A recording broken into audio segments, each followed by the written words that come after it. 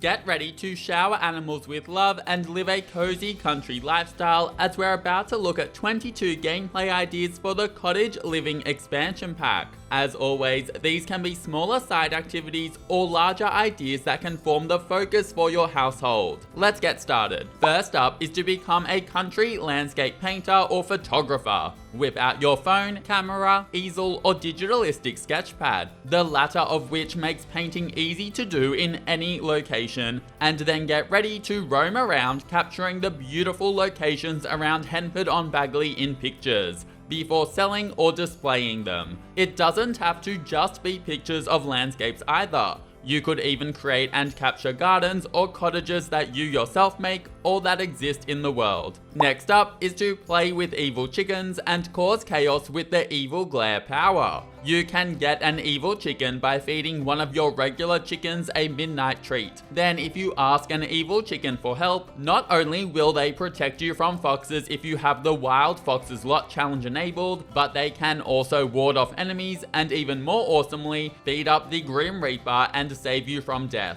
And what about this evil glare power? Well, this all links back to obsidian eggs. Evil chickens will often lay obsidian eggs, and they can also be obtained by feeding a regular chicken a spicy treat, which makes it so that the next egg that they lay will be an obsidian egg. Eating a dish made from these, such as obsidian eggs on toast, will give your sim a +3 angry dark chicken moodlet for 2 hours, and your sim's eyes will also glow red. They can then use the evil glare power on other sims, spreading the moodlet to them, and also on objects, which will cause them to break and even start a fire. It's really just a fun and rather unique way to create a little bit of drama in your game, which I love. Moving on now, and it's time to play with golden chickens and the golden pulse power. You can get a golden chicken by feeding a regular chicken a golden treat. Then if you ask a golden chicken for help, then your gold legend will increase the quality of objects around them to be the very best that they can be.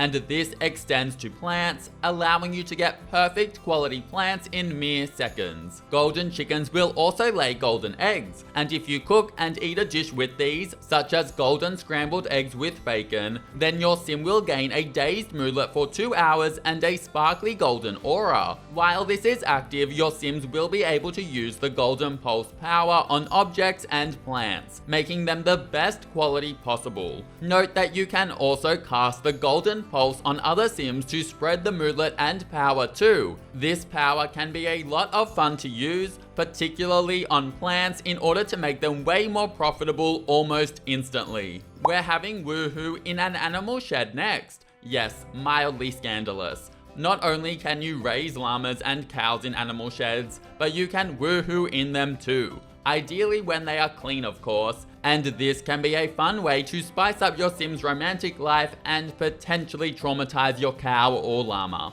For the 5th gameplay idea, we are going on a picnic. There are 2 picnic baskets added in with Cottage Living, and these can be filled with up to 4 food objects, such as canned goods or freshly cooked goods. Once you've packed the basket, then you can pop it into your inventory, and if you come across an empty picnic table, then you can place the basket on it before setting up the picnic. It can be so much fun as an outdoor activity to enjoy with friends, or even make for a cute date idea. Moving on, and we're going to look at becoming a canning legend next. Yes, legend. Canning utilizes the cooking skill, fresh produce, and a regular stove, so there's nothing too fancy or extra to buy here. Canning will allow you to make conserves, jams, and sauces, and this can just be a fun extra element to liven up country living, and potentially even become a way for your sims to make some extra money. The 7th gameplay idea is to visit Sophie the Snail. Who, you ask? Located in the Bramblewood area is a circle maze with a snail named Sophie in the middle. Yes, plot twist, she's a statue. You can take a selfie with Sophie, because I know that was definitely the first thing to cross your mind, and you can also search Sophie daily to find some objects which are usually connected to gardening in some way. If you wanted to, then you can even hide objects under this fabulous snail to keep the tradition of hiding things under her going. But know that this isn't essential, and that whether or not you do this, you'll still be able to regularly find things under Sophie. Now we're going to take a look at running errands, which are essentially little jobs that you can do for various Sims in Henford-on-Bagley, such as Agnes Crumplebottom, because I know that you were just dying to help Agnes. You'll need to talk to the Sim that you want to run an errand for before offering to help them, and while the act of completing the errand can be enjoyable in itself, getting a reward for finishing it is great too. Next up is to go swimming in the Bramblewood stream, and what I love most about swimming in this area is that if you swim all the way north, then you'll be right next to a running waterfall, and who doesn't love a waterfall? This can be such a relaxing, fun, and even romantic place to visit, depending on how your Sim is feeling and who they're visiting with. The 10th gameplay idea is what we all knew would be here, which is to become a farmer. It's literally the biggest and the most obvious draw card of this expansion pack, and there is so much in the world of farming to explore. From raising and gaining various produce from cute chickens, cows, and even llamas, to growing oversized crops which can sometimes even turn out so big that you can make them decorative. You can even befriend rabbits and birds who can help you take care of your oversized crops and even give you gifts. Of course, this is all in addition to everything that the gardening skill brings with the base game, and elements of the pack, such as the Simple Living and the Wild Foxes Lot Challenge, can further complement this playstyle.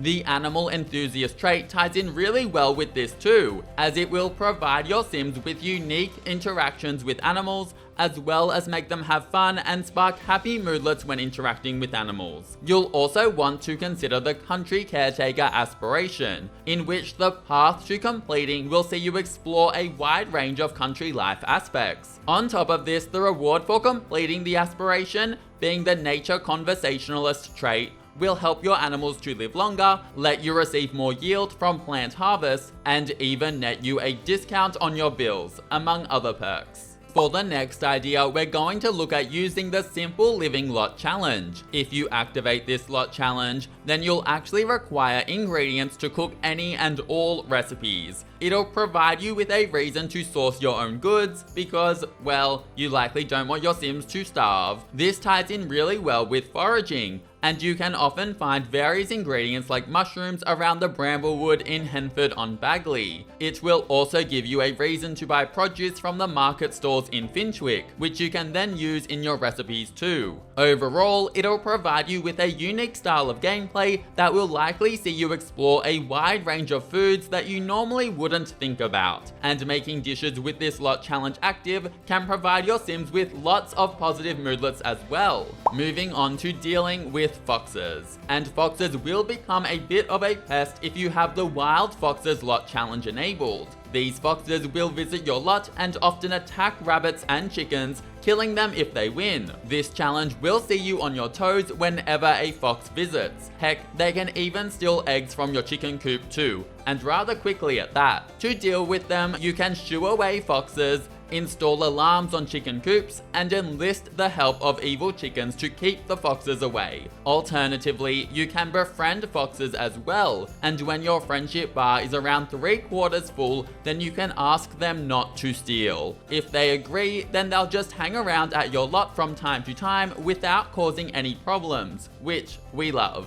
The 13th idea is to throw a barnhouse or country-style wedding. This is an awesome option for an outdoorsy wedding, and the Cottage Living expansion pack will allow you to have lots of animals roaming around while you tie the knot. Note that if you're throwing this style of wedding on a community lot, then you'll need to place your own animals in your inventory ahead of the wedding before placing them in the world when you go to the wedding, and know that they will return to your inventory when you return home from the wedding. On top of the animals, you also have a huge range of country-style decor to complete the aesthetic. Now let's look at becoming a cross-stitch artist. Cross-stitching is an awesome new activity brought in with Cottage Living, and it comes complete with a skill that goes up to level 5. Using the cross-stitching kit, Sims can make a huge array of patterns, and they can even unlock additional patterns by completing errands and by interacting with wild rabbits and birds. At level 5 of the cross-stitching skill, you'll also be able to cross-stitch from reference,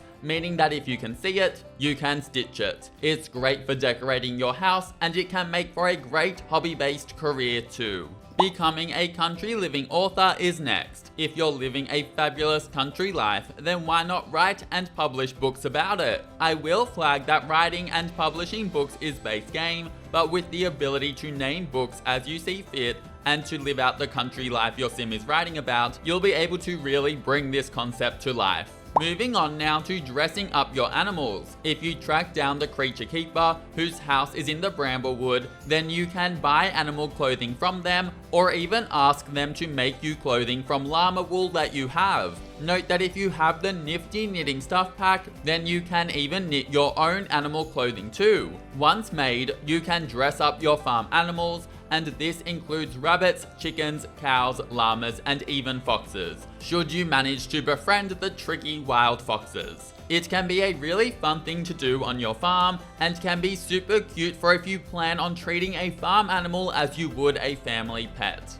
The next idea is to take on the rabbit raising challenge. This is a challenge that I made a while ago, and it involves starting out with very little before trying to make it in life by raising 7 healthy rabbits and only making money through these rabbits. You'll need to befriend them, clothe them, landscape for them, and most importantly, give and receive gifts from them in order to make it in a world where almost no other form of income exists. If you're interested, then I'll have a link to a full video on the challenge in the description. The 18th idea is to die at the hands of chickens and rabbits. Yes, they can murder you. If you're mean to these animals, then eventually they'll have had enough and you'll be attacked. After the brawl, your sim will get a moodlet. For example, a confident or dazed moodlet. And if your sim provokes or gets into a fight with a rabbit or chicken again while the moodlet is active, then the rabbit or bird that you've bullied might just decide that they've had enough and kill your sim. Kind of sad, but also kind of not, because I'm here for the animal justice. Moving on now to being mean to lactose intolerant sims. I know, we're being horrible to everyone and everything for no reason now. Slipping a lactose intolerant sim a dairy product will see them happy for a brief moment while eating it,